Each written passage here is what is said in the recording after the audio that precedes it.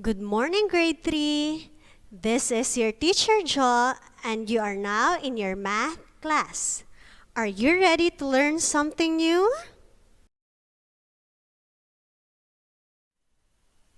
And our new math topic is about multiplication. And we will start with properties of multiplication. But before that, let us first know some multiplication facts. In multiplication, we use this multiplication symbol. And the numbers that we multiply are called factors. And we have this equal symbol, and the answer in multiplication is called the product. Again, the numbers that we multiply are called factors, and the answer is our product. Now let's proceed to the properties of multiplication. There were 3 properties of multiplication that you are going to learn today. These are commutative property, or also known as order property. Second is associative property or grouping property. And the last one is distributive property. First, let's talk about commutative property of multiplication. It is when the order of factors does not change the product.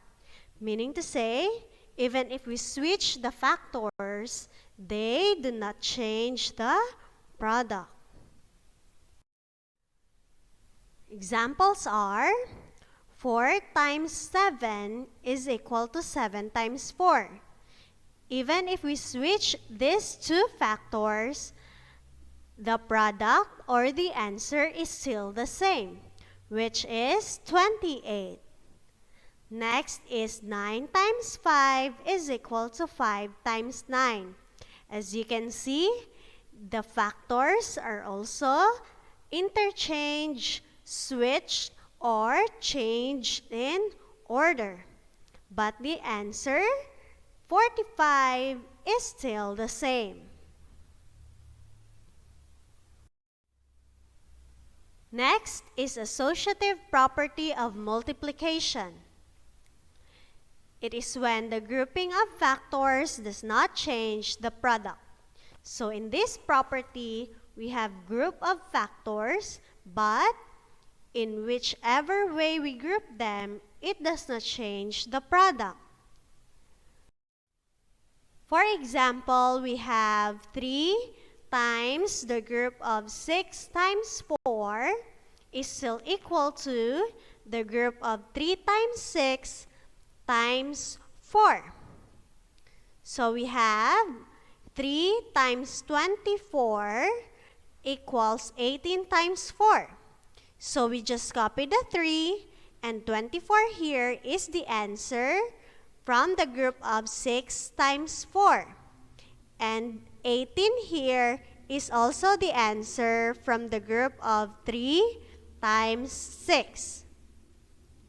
So 3 times 24 is 72, as well as 18 times 4.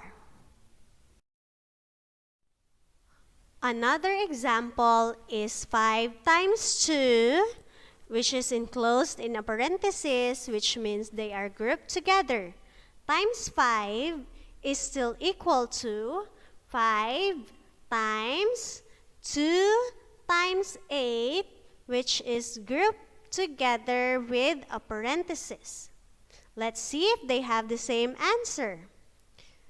So we have 10 times 8 is equal to 5 times 16, wherein 10 here is the answer for 5 times 2, and we just copied times 8.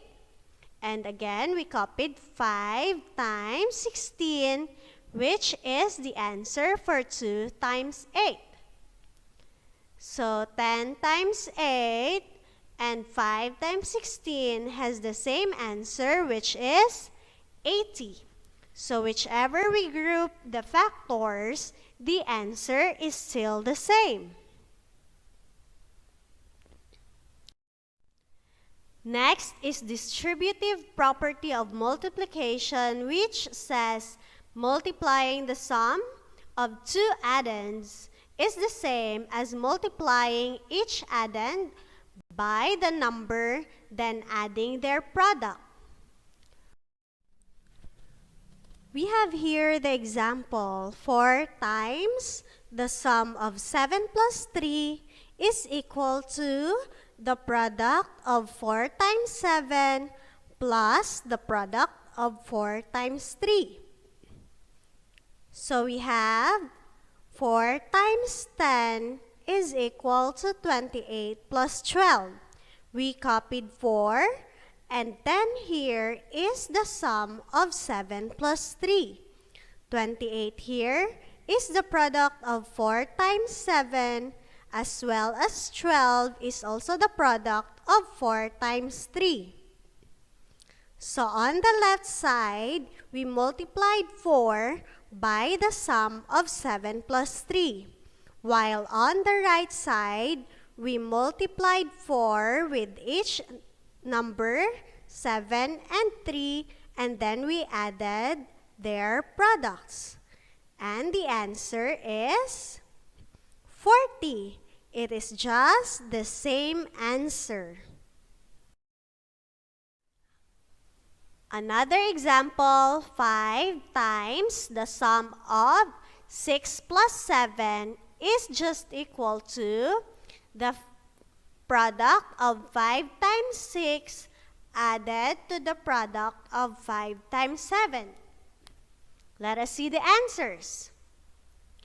5 times 13 is equal to 30 plus 35. We copied 5, and 13 here is the sum of 6 plus 7. So on this left side of our equation, we multiplied 5 and the sum of 6 plus 7. On the other side, we multiplied each number and added the products. So we have 30 as the product of 5 times 6, and 35 as the product of 5 times 7. Let's see if they have the same answer. So we have 65 and 65, which are the same answer.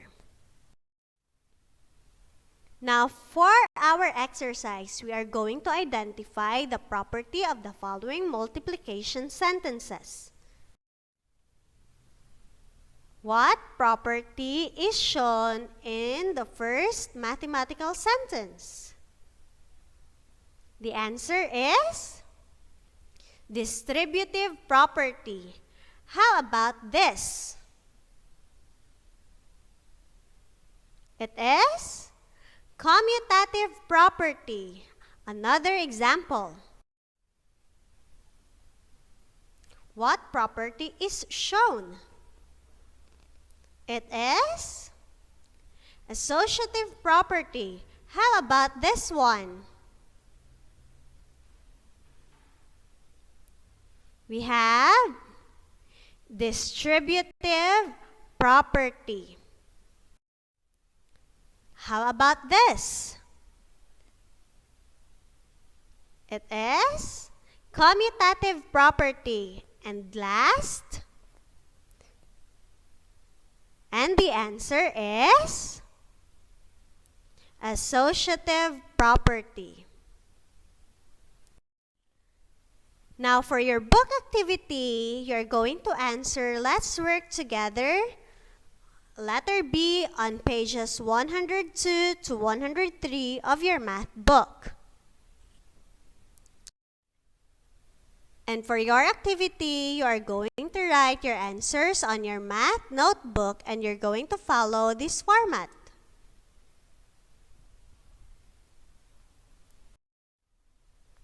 For test 1, you are going to write the missing number to make the number sentence correct.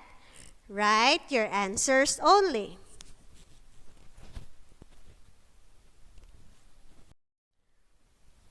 For test 2, you are going to identify what property of multiplication is in the following number sentences.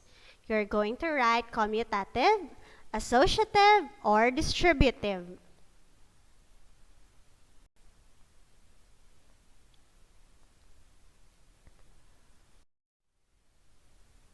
And if you're done, you're going to take a photo of your answer and send it to my messenger account at Teacher Jo Franco not later than 12 noon today. And make sure that I can see your name in the picture that you're going to send.